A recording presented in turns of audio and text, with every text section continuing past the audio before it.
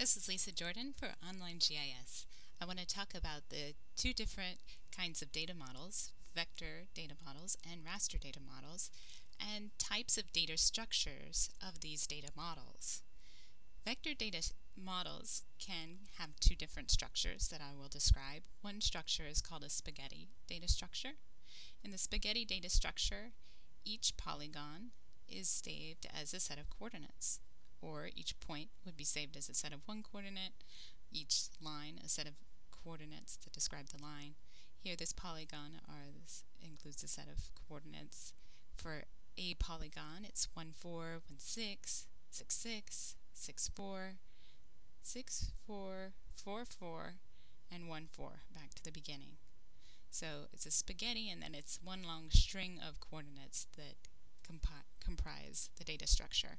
If you've used Google Earth, you can draw points, lines, and polygons in Google Earth, and it saves your data as a spaghetti data structure.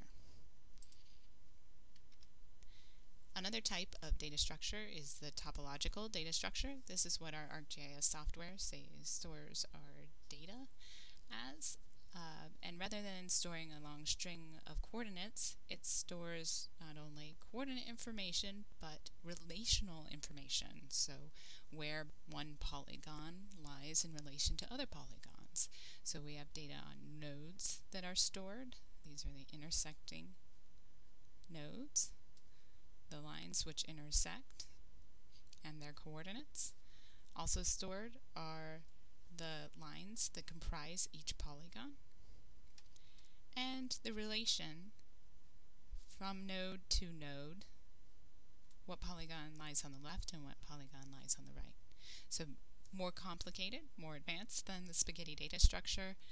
Vector data structures that are topological give us relational information, and it helps us to do many of the neat tricks that we'll be learning how to do in this semester.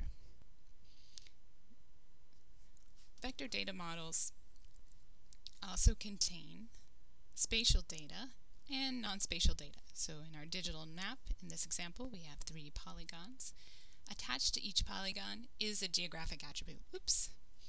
And so, in addition to the spatial information, we have attribute information.